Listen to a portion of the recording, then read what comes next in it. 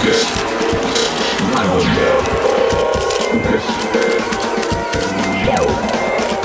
to the Lucas Miles Show. I'm your host, Lucas Miles. Welcome to the Lucas Miles Show. I'm your host, Lucas Miles. And I just have to say before we get to this episode that this was one of those episodes, and this doesn't happen very often. I don't get starstruck very easily or, freaked out when we have a big guest on or something. But this particular episode, it just felt like for a moment everything stopped around me and I got to be in like this moment of history and legacy for just a second. I was at the National Religious Broadcasters Anaheim Convention Proclaim 2019, and I had the opportunity, which you're about to hear, to sit down with Dr. Alveda King. And, just the legacy, not only of her own life, but her family, knowing the impact that the King family has made in civil rights movement, in freedom in America, freedom of speech, and then seeing Dr. Alveda King's work and continuing that in the pro-life movement and being a champion for the unborn. It was just so inspiring. And I just felt such an honor to be able to be part of that conversation. And I'm excited just to share this with you. Dr. King talks about her new film that she was able to produce, and she talks about her continued work in the pro-life movement. I really think this is going to be just a sweet episode for you to listen to, and hopefully inspiring that we can all make a difference in our worlds and our sphere of influence and in those around us. We'll get to our interview in just a second, but first I want to tell you about today's sponsor. Our sponsor is Cove. Head over to covesmart.com to find out more. My house is protected by Cove, 5-star home security system without contracts or headaches. Head over there and you can check out their system, all the different products that they have from door sensors, window sensors, home cameras. You can tie it in with an app. I can pull up my house right now, flip through the cameras, see what my dog and cat are doing, make sure everybody's safe. I travel a lot. It's a really great thing for, our family. I think you're going to enjoy it as well. Head over to covesmart.com. I want to thank them for their sponsorship. And with that, here is the episode with Dr. Alveda King. Welcome to the Lucas Miles Show. I'm your host, Lucas Miles, and I have the pleasure of being here with Dr. Alveda King. It's so good to have you on the program. Well, hello, Lucas, to all your viewers and listeners. It's just great to talk to you today. What an honor. Thanks for just being here and just your your legacy, your family's legacy. It's just really remarkable. Thank you. So you've had a busy last couple of years, huh? Last couple of years, it's been my whole life, And I was supposed to retire a few years ago. I'm 68, and everybody says, "I thought you retired." I said, "Well, maybe I did. It just doesn't feel like it." I have a friend. He says, "You're not, in the kingdom, you don't retire. You refire." Really don't. That's right. That's exactly it. You might just be getting started. You never know. Seems like it. So talk to me a little bit about, obviously we've had so many things going on in our culture, and 2016 was a crazy year, and it doesn't seem like it's getting any more normalized right now. And you spent some time on the campaign trail with our president. What was that experience like? Well, actually, being on the campaign trail, and then when he was actually inaugurated, I was there in Washington, D.C., and the day after the inauguration, I attended a church service where he and his wife and some of his children were, and he was very consistent. He's always been very consistent, and almost everything that he's promised, he's done. So it's been a very wonderful experience being around a person who holds political office, but they're not so much a politician. And they do what they say. That's a big thing. It's from really the start of the presidency, seeing the Johnson Amendment, rolled back and these things. And now, which, a big part of our conversation today, we're starting to see states defund Planned Parenthood, and obviously some conversation about that on the national level. Absolutely. As well. This issue of abortion is kind of close to your heart. Why is that? Well, I am a person who experienced abortion when I was a young woman. And it was done in secrecy and shame and pain. And when I became born again in 1983, I began to confess my sins. I started to say my own sins. So they were my sins, and Jesus forgave them, and the abortions were included in that. Yeah. And so I became liberated. It all just left, and I received a new life, a born-again life, and I began to say, Yeah, those were little babies, but I'm going to see them in heaven, and I need to tell everybody I can that abortion hurt me. Abortion was bad for me. Abortion killed my children. So that is how I started with my testimony in 1983. But after that, I began to meet so many people. Every time I would give my testimony, they would say, well, it hurt me too. Will Jesus forgive me? Jesus forgave you. Will Jesus forgive me? So it grew and it grew and it grew until I became a pro-life voice in America and around the world. You know, I've not, personally been directly affected by abortion. When I was a kid, my mom had a miscarriage, and this would have been my little baby brother. Oh. And I remember at the time, I didn't understand it fully. There was some sense of loss. Yeah. But people, I don't think, realize the attachment that there is. That there's a connection, a family connection, a spiritual connection, all these sort of things. I can remember as an adult driving down the road and that flood hitting me of just emotion. And then my wife and I, which I've talked about, before, my wife and I went through a miscarriage about 7 or 8 years ago now. And that's still that doesn't leave you. No, it doesn't. And that's a it's a tragedy. But when it's your own actions, I can only imagine that the pain, the emotion, the grief, the shame, all of those things have such a tendency to stay with people, especially without Christ, coming in and setting them free. Well, I buried my emotions, my feelings, my own reality so deeply until 1983, because these occurred in 1970 and in 1973. And my birthday, interestingly enough, is January 22nd. And so in 1973, on January 22nd, I had my second abortion. One I was more aware of than the other. And then later I had a miscarriage because of harm that was done to my body by the abortions. So I ran that whole gamut and became born again. And I have met so many people that bury their emotions, the feelings, the justifications, but they just tended to pop up at unexpected times for me. Now, you're involved in a project right now as an executive producer, one of the executive producers for a new film called Roe v. Wade. Yeah. And, why this film, why this project, and why now? RoeVWadeMovie.com, and that brings us to the 21st century film. And it's produced by Nick Loeb and Kathy Beckerman. I'm an executive producer on the project. John Voight is, Troy Duhan. There are many of us, and all of us, I believe, as we decided we would participate in this project with Nick at the helm, I believe that there are so many elements that are coming together where peripherals collide, convergence is imminent.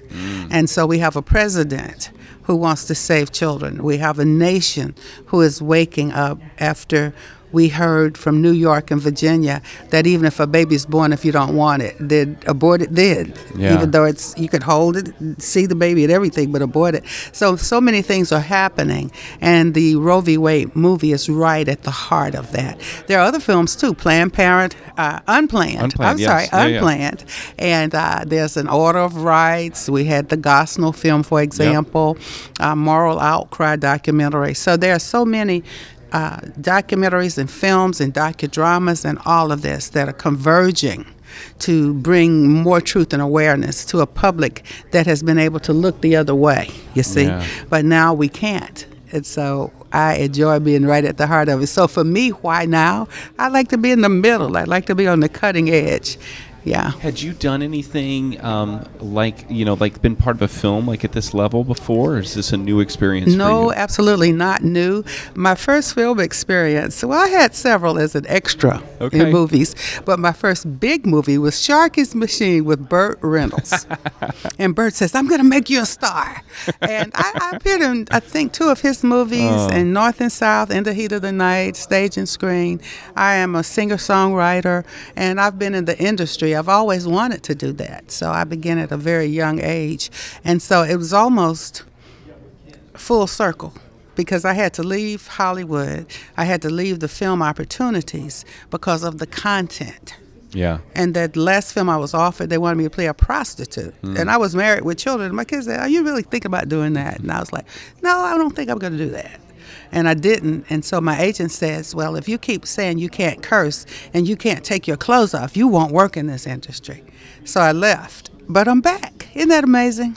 God's got a way of doing full circle on us sometimes. Absolutely, absolutely. So I'm a person who does multiple things. You know, I was telling you I have a church I pastor, and we have the show, and I do some film projects and business things as well. But I always love talking to people that have their hands in a lot of different things, you know. And so, you know, here you are, you're the executive producer of this film, which I want to come back to and talk more about. You have been, you know, heavily involved in, you know, really, activism, pro-life, civil rights. Yeah, all of those things. Absolutely. I mean, multiple committees and chairs and these things, as well as the entertainment industry. And I'm sure you got 5 other things you do, too. Well, I have a cookbook. I knew it. I knew there was something else. I do, a couple of them. And how do you balance all that in your life, and what maybe tactics have you approached that with? I have a friend that used to laugh. It's been several years ago. I am on her board. But after I traveled, she'd call. She says, "Are you on your knees scrubbing the floor?"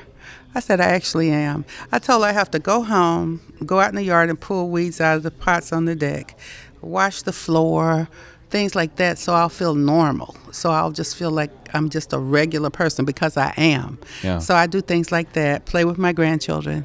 They're so much fun. And so that balances me. And I pray. I read the Bible. Very rarely will a day pass that I won't.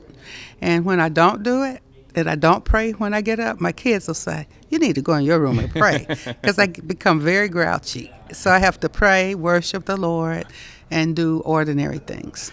It's, you know, Paul said that, Apostle Paul said there's no, you know, good thing in me except Christ, and I think that's true of most of us. Absolutely. You know, when we get outside of that. So that's encouraging. I appreciate you sharing that. Mm-hmm. So talking about this film here a little bit, this has been a challenge. I mean, there's been a lot of opposition with this project. I mean, I remember, I think I connected with Nick pretty early on, and seeing, you know, some issues with Facebook and social media kind of suppressing potentially part of the traffic on the project. Can you talk to us maybe about some of the things you guys have faced? Facebook took down our GoFundMe account. Recently, Twitter just took my personal Twitter account away. And at first, I think they thought I would just let it go. But I began to push and ask and inquire. So we had issues in social media. We've had other people in the film industry, "Oh, you're not going to make it. That's not going to do anything." So we've had people walk off the set when they found out. Totally, not that it was a big secret. I mean, our GoFundMe had my picture with me talking about it. Right. But we did have that kind of pushback. But then on the other side, we had many, many people who said, "Thank you. Yeah. We need this story. How can we help?" So we've had people to help so much as well. Mm.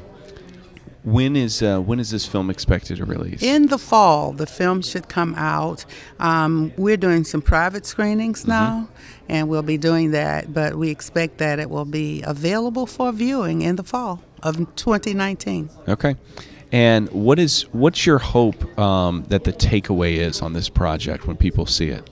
I believe that people can still think for themselves once they know the truth.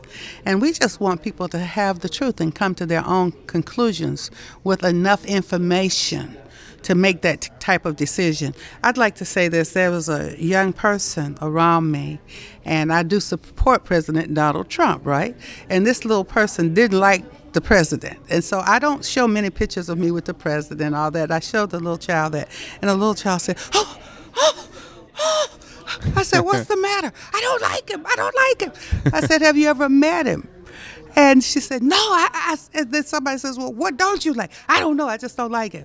I said, "Well, I like him, but I have met him. Yeah. And I know him." So the little child started to breathe a little more slowly and says, "Well, if I meet him, then I'll decide."